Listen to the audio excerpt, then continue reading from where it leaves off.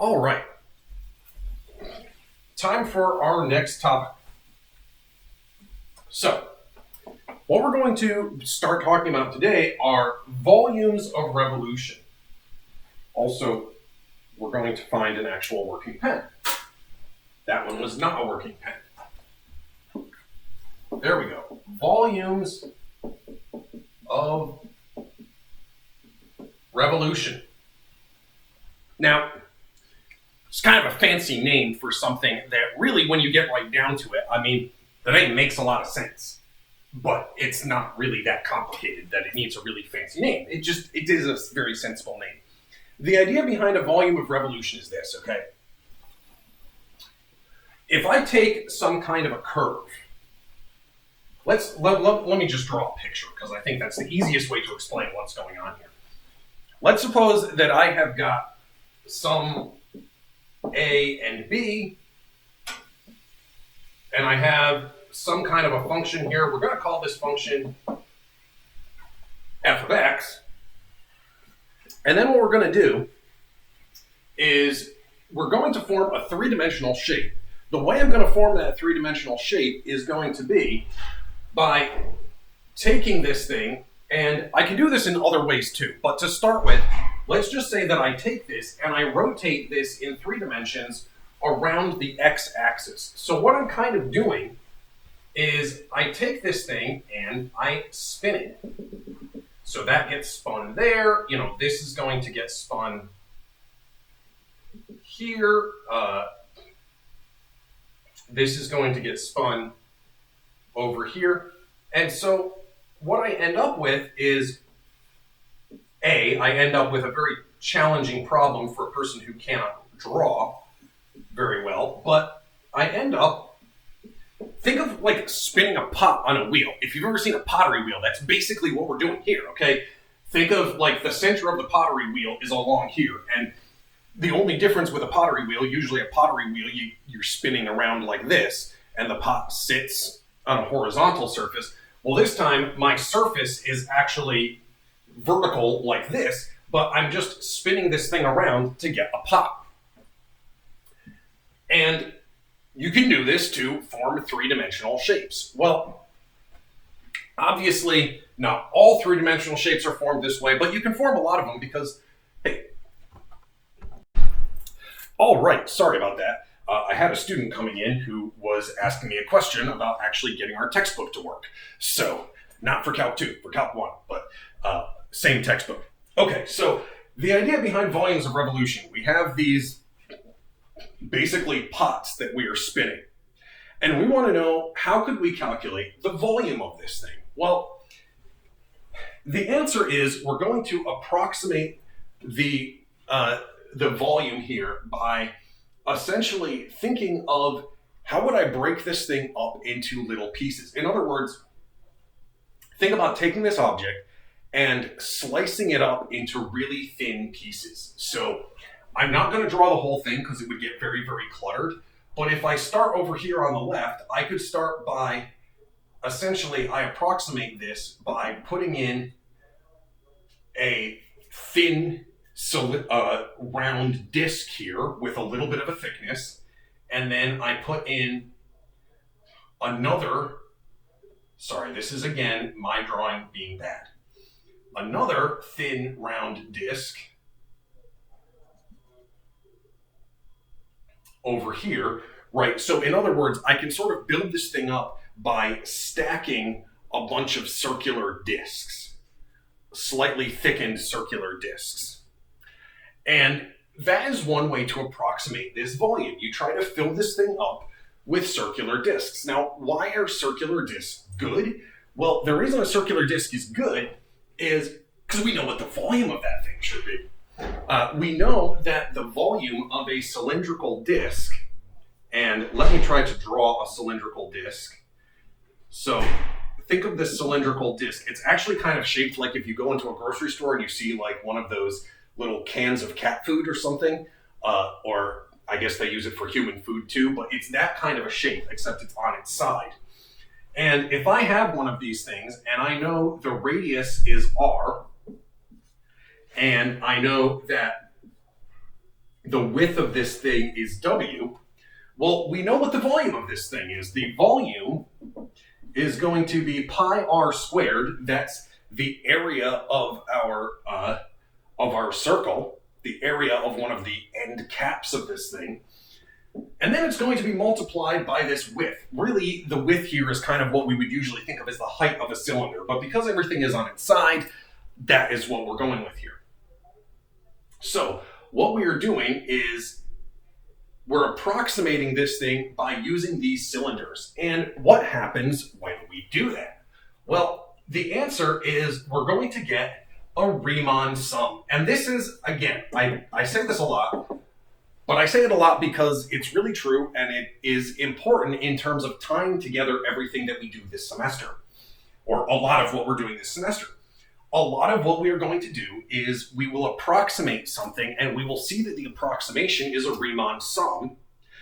And then what we can conclude is in the limit, as the approximations get better and better, this Riemann sum becomes a Riemann integral, and we can use all of our techniques like the fundamental theorem of calculus to solve it without having to mess around with the actual Riemann sums. So in this case, what we're going to do is we're going to have a sum from I equals 1 to n, where n is going to be the number of cylinders or little disc pieces that I have sliced this thing up into. And then the volume of each disc is going to be the width, which in this case is going to be b minus a divided by n. And then we're going to be multiplying pi times r squared. But what is the radius of one of these things? Well, the radius is actually just going to be equal to the function in this case, assuming that our function is positive, like this. So, and that we're spinning it around the x-axis. So this is going to be pi times f of x squared. And then we're multiplying it by b minus a over n. Okay, now what can we do? Well, the next thing that we can do is we can then say what happens in the limit as n goes to infinity. Because if I want to get the exact volume, I want to take these approximations and get better and better approximations. I want to make the disc pieces that I've chopped this thing into get thinner and thinner and thinner so that I get better and better approximations. However, this is just the integral from a up to b. Sorry, this should be xi star as usual. This is the integral from a up to b of pi times f of x squared dx. And there we go, we are done.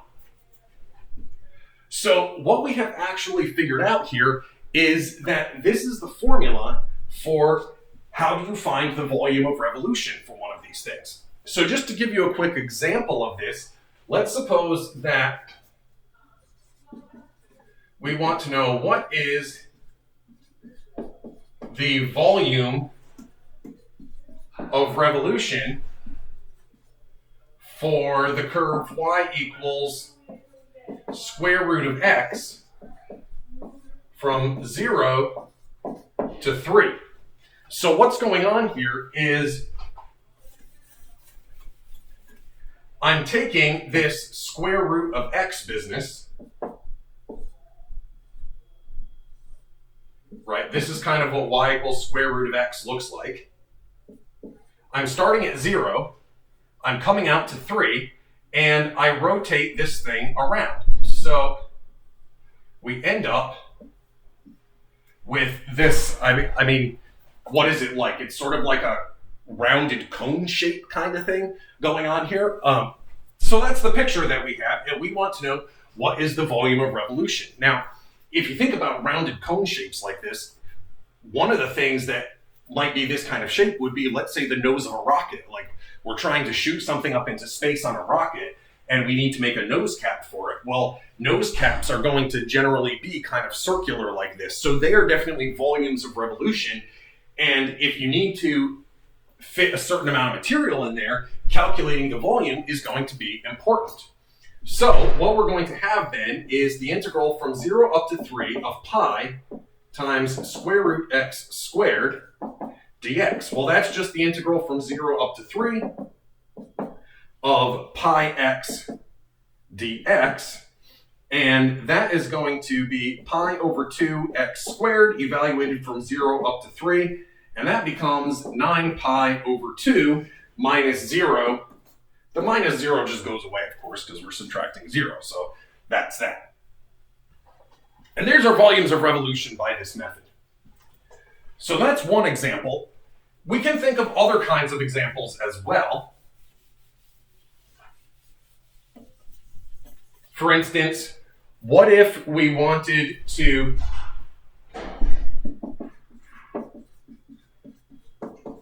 find the volume of revolution when rotating the positive part of y is equal to 4 minus x squared around the x-axis. Okay, so how do we do this? Well, first we need to figure out where is the positive part of this thing. And to do that, we can observe that 4 minus x squared is bigger than or equal to 0. This is the same thing as saying that 4 is bigger than or equal to x squared, and this means negative 2 less than or equal to x less than or equal to positive 2. Now, more generally, you might need to do this by finding where is this polynomial equal to 0 and then figuring out where it's positive and negative. This is something that, if you don't remember, you might want to go back and review your stuff from pre-calculus and calculus where you talk about doing this kind of stuff. Because we're going to have to do this sort of find where something's positive or negative kind of on a regular basis for some of these problems. So if you have any questions about that, make sure to review that and then let me know, ask me any questions that you have about that sort of thing. You can also check out that website, Paul's Math Notes, and review this stuff. Because I know for some of you, it's probably been a while. But in this case, we can say it goes from minus 2 up to positive 2. And the picture that we are getting then, actually, let's make this a little bit more like so.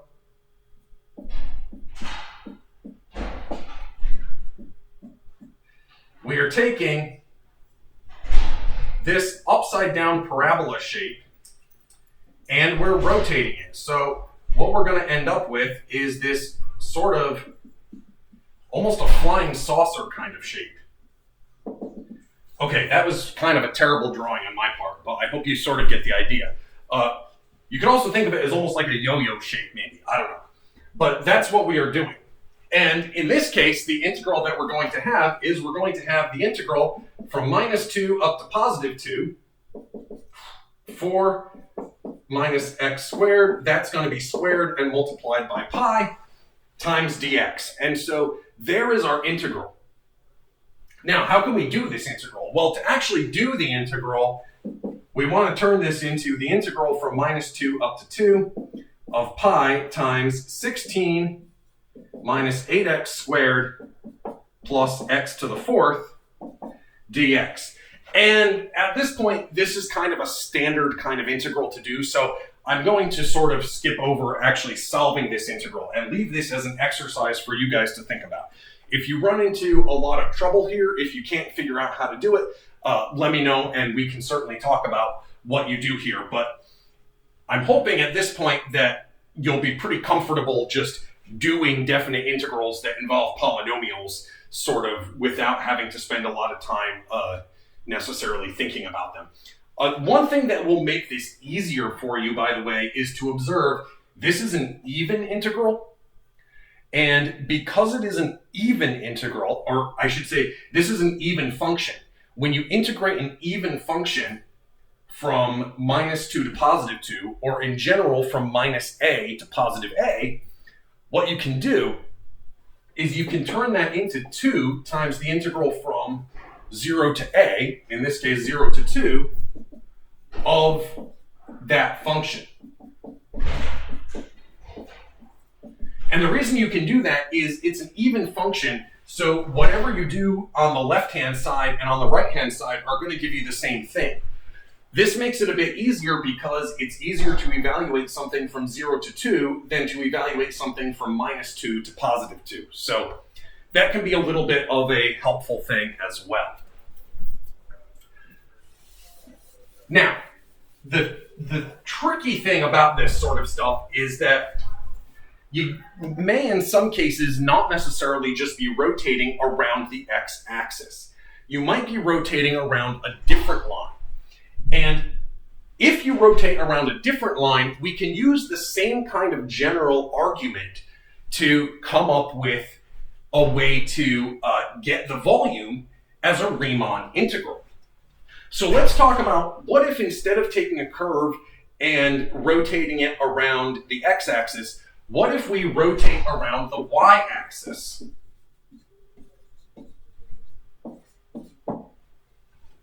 Well, if you rotate around the y-axis, the same kinds of ideas are going to apply. If I take some curve here, again, give me a second to make a picture because I'm really bad at drawing things and it takes me a while. If I just take this thing and I rotate it around the y-axis, I'm going to get a pot shape. This is actually even more like the way we would normally think of a pottery wheel, right? Because normally a pottery wheel, we really do spin it in this direction. So we get this sort of shape, and the way that we can approximate it, once again, I'm just going to cut this thing up into thin slices, and my slicing is going to happen perpendicularly to the axis of rotation, which in this case is the y-axis. So this time, my cylindrical pieces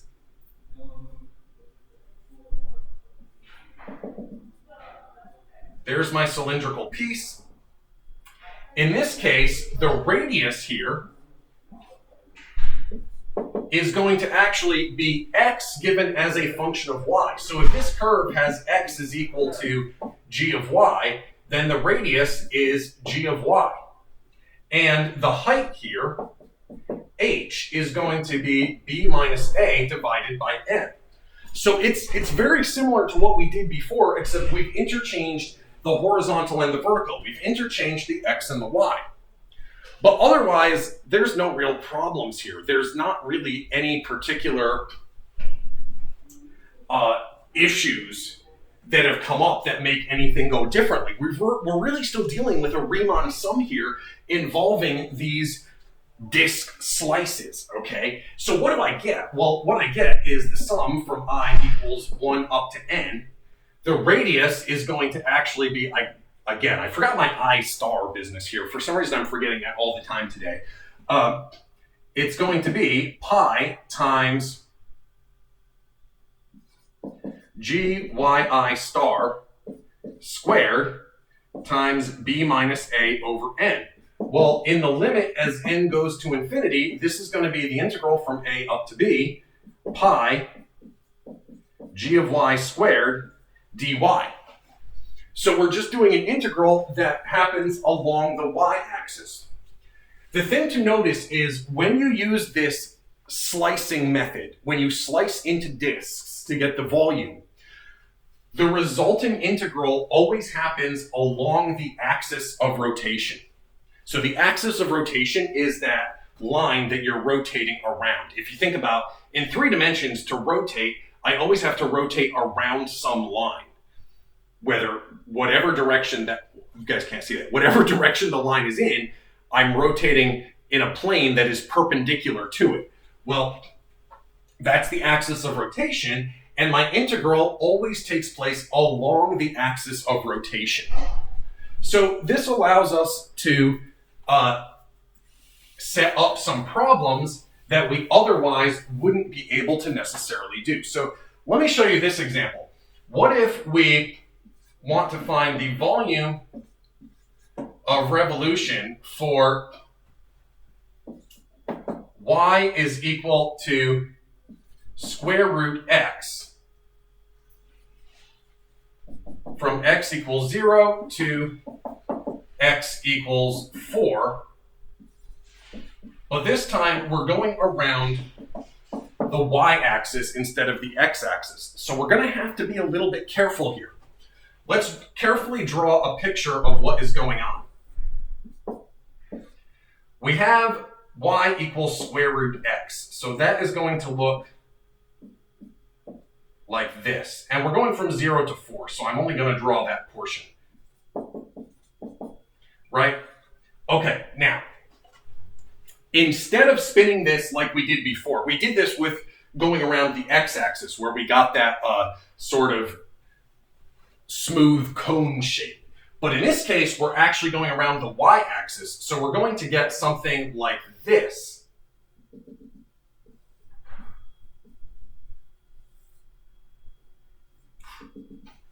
So it's almost like what do you call one of those things? Like the end of a horn on a trumpet or something, except that it comes to this point at the bottom, and it's upside down. Now, the thing is, in order to do this, we need to be able to write down the radius as a function of where we are along the axis of rotation, which means along y. Well, fortunately, I can rewrite this as x is equal to y squared.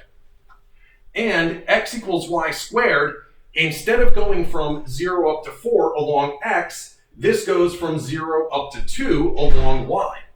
So when x is equal to 0, y is equal to 0, whereas when x is equal to 4, y is equal to 2. So we are going from y equals 0 up to y equals 2. Hopefully everybody is comfortable with what I'm saying there. Oh, give me one. Okay, sorry about that. Just double checking on something. So, we're going from 0 up to 2. And then what are we doing next?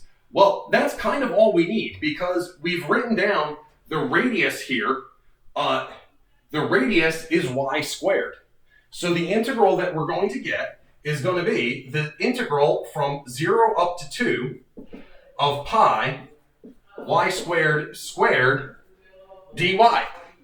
That's actually the integral from 0 up to 2 of pi y to the, why did I write fifth? Y to the fourth dy. That's going to be pi over 5 y to the fifth evaluated from 0 to 2. 2 to the fifth is 32, so we get 32 pi divided by 5, and then we're subtracting 0. And so we're done. So, when you approach one of these problems, you have to remember you will always be going with your integral. When you do this slicing into discs business, you always want to go from the, you always want to make your integral be along the axis of rotation. So if the axis of rotation is the y-axis, your integral will be dy. If your axis of rotation is the x-axis, your integral will be dx. Now, we can actually be even more fancy than this and sort of write down a general rule. So,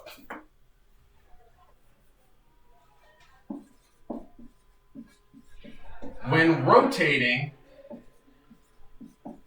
a curve around a line parametrized, which just means that we're going to write down the coordinates on the line using this symbol by t. In other words, our axis of rotation is this line that we labeled with the letter t, and the numbers along this are measured in terms of this variable t. If I have some curve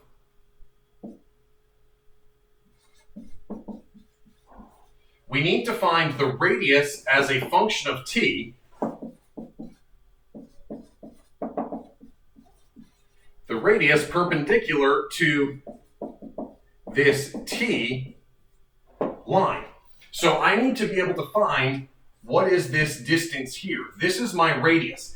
And I need to be able to write it in terms of t. if I can do this, then when I chop everything up and use the Riemann sum approximation, I'm going to have the sum from I equals 1 up to n pi times r of ti star squared times b minus a over n.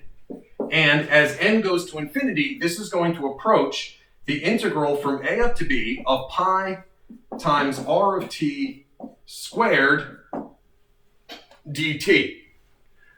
So if you think of it in this way, this kind of encapsulates what we said about rotating around x and rotating around y into one.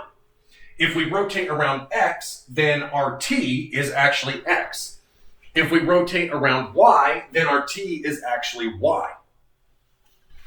However, we can make things even more interesting because we don't necessarily have to just rotate around x or y axes themselves. So what we could do is something like this. Let's suppose that I want to write an integral for the volume of y equals sine x rotated around y is equal to -1 from 0 to 2 pi. From x equals 0 to x equals 2 pi, I should say. Okay. First thing we got to do here is we got to figure out what in the world we're actually doing, and then we're going to have to write down the integral. Now, I will also tell you the integral that I'm going to write down is one that we don't yet know how to solve. We will know how to solve it later, but for now, don't worry if you can't solve this. I'm just asking, can you write down a Riemann integral that gives me this volume? And by the way, in practice, it's often okay if you can't solve it. Like, let's say that I'm an engineer and I need to know a certain volume. Well, I'm an engineer. I don't need to know the exact number. So if I can just write down an integral that represents the correct answer, I can then just tell a computer, hey, give me an approximation to this integral, and I'm all set. So for some purposes, it's okay to not even be able to solve your integral exactly. But I will tell you, we are going to be able to solve this integral. Later on, we will see how to do that. Okay, so we need to figure out what is going on. Now, sine of x is going to look like this. Starts here, up, down, like so. But we are not rotating this thing around the x-axis anymore. We are rotating it around the y equals -1 line. So what does this mean in terms of our setup here? The radius is the distance from the curve to the axis of rotation. This is actually my radius here. Hopefully everybody can kind of see why that's going to be true. Now, when I rotate this, I'm going to get this like vase shape, or some people pronounce it vase. One of those fancy buckets for flowers, basically. But the radius is going to be the distance from the curve to this axis of rotation. And that is actually going to be, r is going to be a function of x, and it is going to be equal to sine of x minus -1, which is sine x plus 1. So that is my radius here. The radius is not simply the sine of x function. It's actually the distance from my curve to this axis. Now, the other thing we need to do is to figure out the direction in which we're taking the integral. Well, the direction we're taking the integral is the direction that goes along this line. In this case, along this line is the same as the direction of x. So my integral is going to be in the dx direction. We go from 0 up to 2 pi, We have a factor of pi. That always just sits in here when we're doing these volumes of revolution. And then we have the radius squared. So that's going to be sine x plus 1 squared. Now, if you expand this out, you get sine squared x plus 2 sine x plus 1. We know how to handle that except for the sine squared bit. And later on, we will see how to handle the sine squared bit as well. However, we're not going to do that for the moment. For the moment, I'm just going to tell you, we will leave this written as, here's the integral that represents this volume. So again, the key things are, you want to figure out what is your axis of rotation, what is your actual radius going to be, what are your bounds, and what is the direction of the integral. And notice here, in this case, measuring where I am along this axis can be measured with the x variable as well, because it is a horizontal line. If I'm integrating along a horizontal line, then I can always just use dx, because I'm still measuring this as a function of x. So even though we're not literally rotating around the x-axis, the direction that we're integrating is still along x, and that's why we still get the dx here. I hope that sort of makes sense. If anybody is unclear on any of that, please let me know. You can send me an email or something, or come to my office hours and we'll talk about it. Now, let me ask you guys to set up a similar problem, but this time we're going to go in a slightly different direction. So set up an integral. Don't solve it, just like in the last one. I just want the integral. I don't want the actual number as a solution. So set up an integral for the volume of revolution with, let's suppose that we have got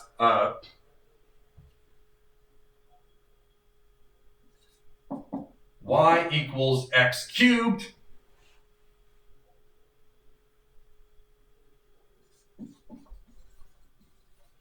rotated around x is equal to minus 2 from x equals 0 to x equals 1. Okay, this is going to be a little bit of a tricky one. So I want you to make sure that you actually take a few minutes to do this. And then I'm going to go through this sort of in stages where hopefully you can, if you're not sure where to start, you can just watch the first little bit and that'll give you a hint for where to go, and then, and so on. So pause this, give it a try, and then we'll hopefully work through this in stages. All right, so time to start working our way through this. So what is going on here? Well, what we have is x cubed from 0 to 1 looks something like this. This is y equals x cubed. We are rotating this around x equals negative 2. So what we're going to end up with is this sort of wide bowl shape when we do this. Now, the axis of rotation in this case is vertical. So we're going to end up with, we want to write the radius as a function of y, and we want to integrate along dy. And if you weren't able to get anywhere, then maybe see if from this picture, maybe this picture will help you a little bit with getting further and finishing the problem. So you might want to try finishing it at this point if you weren't able to finish it right away. Otherwise, let's go on here and see what we can do to finish. So we can say that r as a function of y is going to be equal to, well, now we have to be a little bit careful, because what we need to do is we need to be able to write here the x coordinate as a function of y. Fortunately, this just means x is equal to the cube root of y, which is really y to the 1/3. Usually it's more convenient in calculus to use fractional exponents than to use radical notation. But the radius is not simply y to the 1/3. It is y to the 1/3 minus negative 2, which is y to the 1/2, 1/3 plus 2. And then what we can go on to say is that when x equals 0, y equals 0, and when x equals 1, y equals 1 on this curve. So that means that our bounds are going to be from y equals 0 to y equals 1. In this particular example, that happens to be the same as the bounds on x, but that's just a coincidence about this particular problem. Don't assume it's going to happen like in other situations, okay? So that's a very special thing about this one example. So the integral that we're going to have is it's going to be an integral from 0 to 1 along the y direction. We always have our pi tossed in there, and then we have the radius squared. So that's going to be y to the 1/3 plus 2 squared. Now, this is actually something that we could solve fairly easily. You square this out, you get something that's not a polynomial, but it's close enough to looking like a polynomial that we could actually solve this problem without much difficulty. But I will leave it to you guys. Again, I'm hoping at this point that integrals like this are something that you're reasonably comfortable doing, and so I'm just not going to explicitly go through it here. But if you do have any questions about how to solve that one we should be able to finish off if we wanted to. Now there's one other thing that we can do here, and that is, what if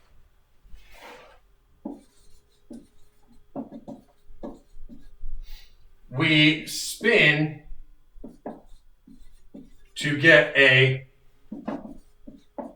hollow shape? So this is, again, it's something that's just easier for me to draw what I mean. So let's do that. Here's my axis of rotation. And let's say that instead of just taking one curve and spinning this thing to get like a solid pop, what if I take one curve like so, and then another curve? Hey, do I have another color here? Yes, excellent. And then I take like another curve, and instead of just spinning to get a solid object, what if I literally just spin this around so that I get kind of like it's going to be a three-dimensional shape, but it's going to have like a hole twisting its way through the center, if that makes sense. So we end up just rotating this piece of the plane around the axis. Well, the answer is it's almost exactly the same kind of thing. Because when I slice this thing up, let's think about what we're going to get. On a given slice here, I'm going to have my big slice coming from this outer curve, and then I'm going to have a smaller slice that cuts a hole in the middle. And so inside of this thing, I'm going to have one cylinder with another cylinder drilled out of it. I hope that makes sense, the sort of picture that we're looking at here.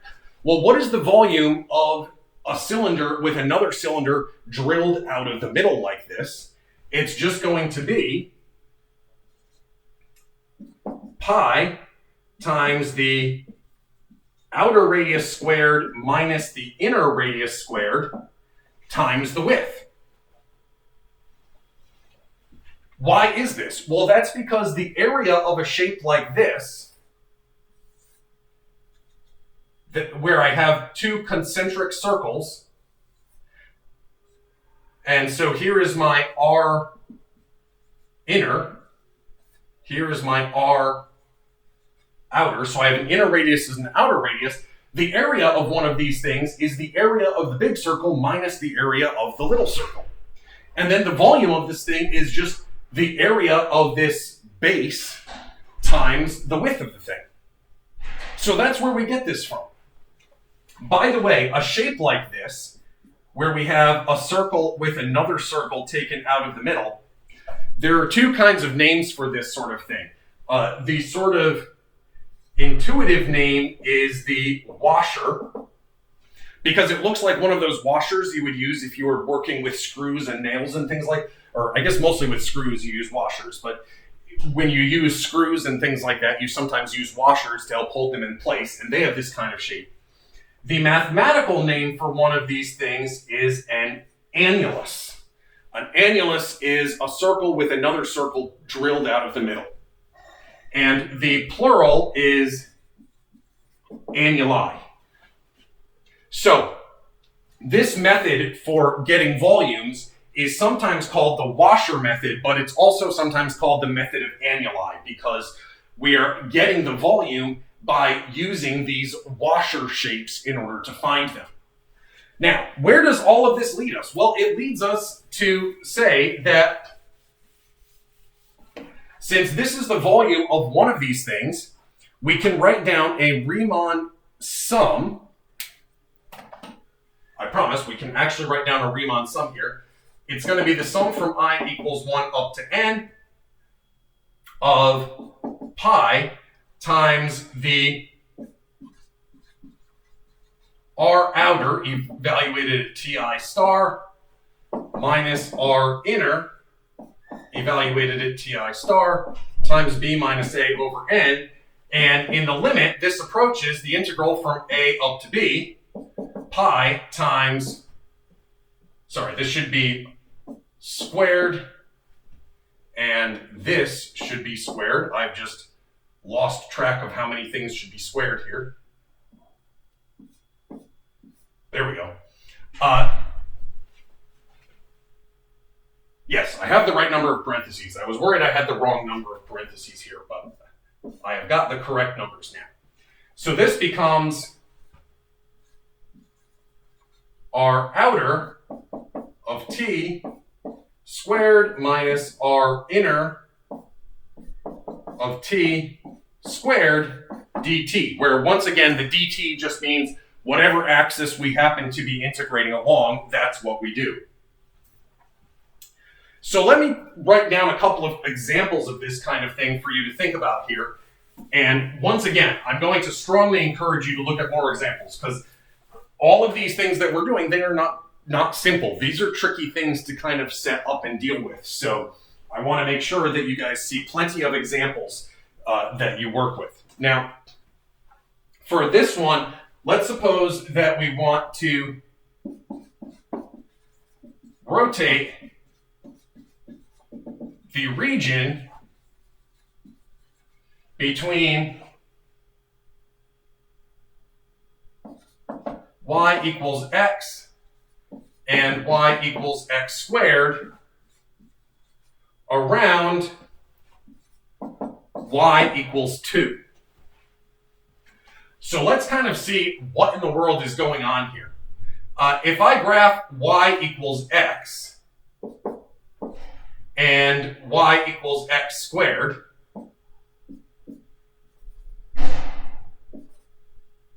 here's y equals x. Here is y equals x squared.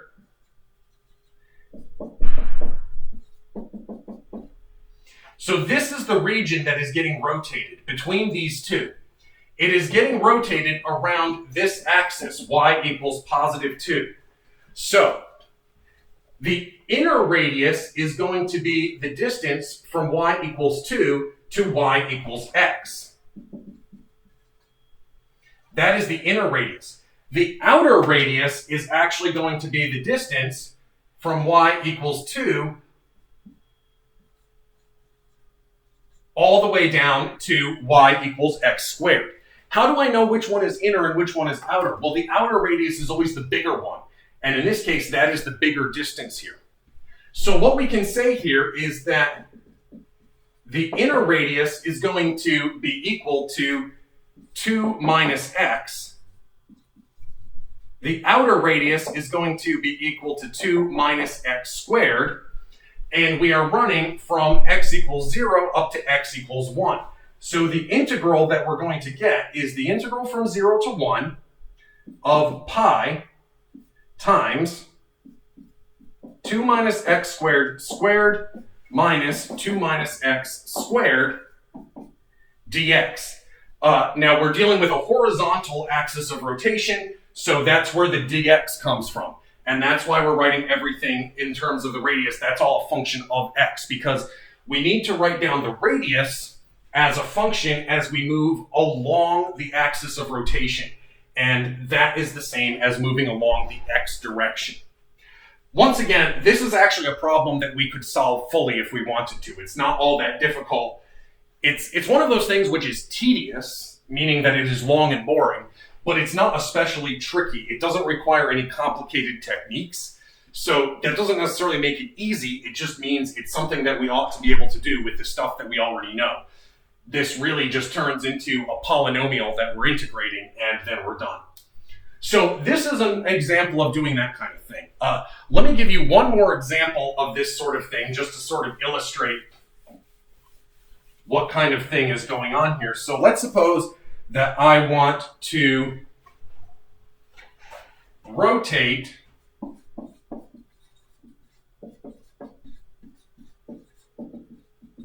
the region between, let's say, x equals y plus 1 and x equals y squared from y equals 0 to 2 around the y-axis. So this time we are just rotating around one of the axes, and that does somewhat help us out in terms of making our radius calculation a little bit easier than in some of the other examples we've seen. And I think it's good to mix this kind of stuff up, right? Because not every example is necessarily going to involve every single complication that it could. You will often encounter examples that are like, only some of the things are super complicated. The others are not maybe as bad. So let's take a look here at how you do this. Well, the situation going on here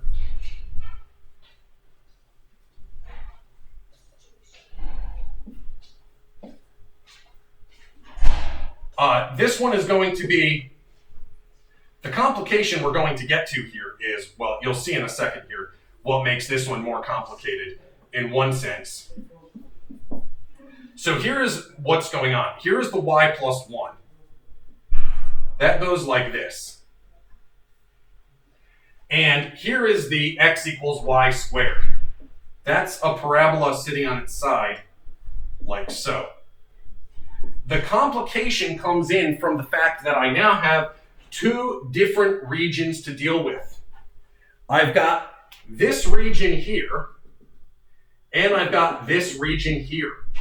Two separate ones that are being rotated.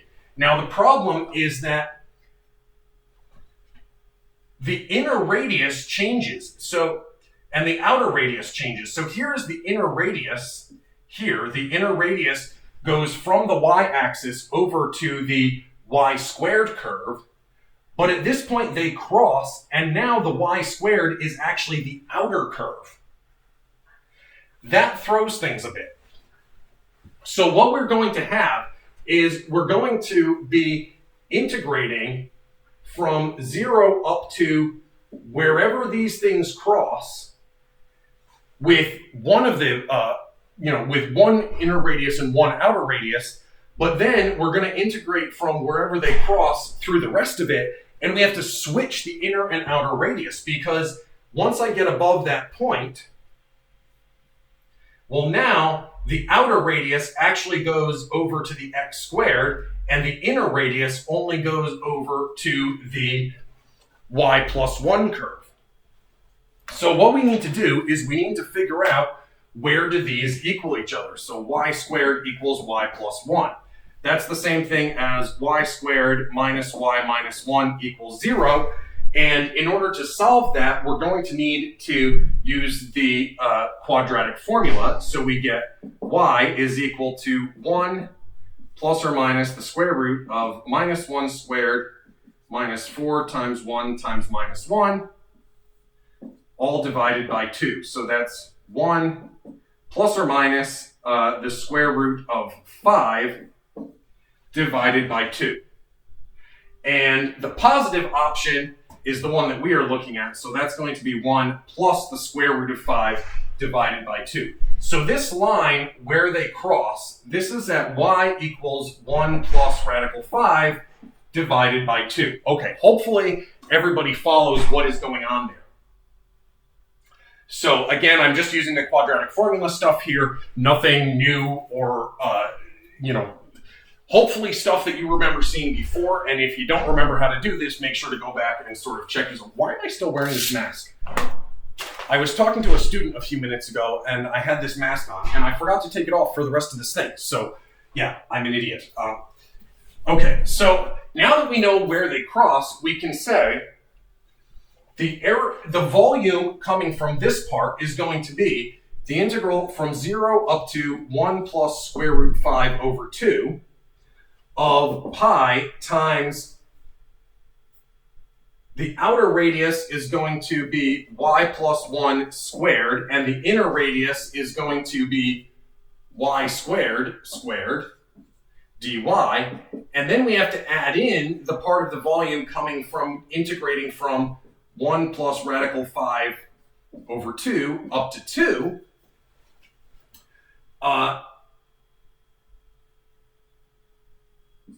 And these are going to be flipped now. So now the outer radius is the y squared,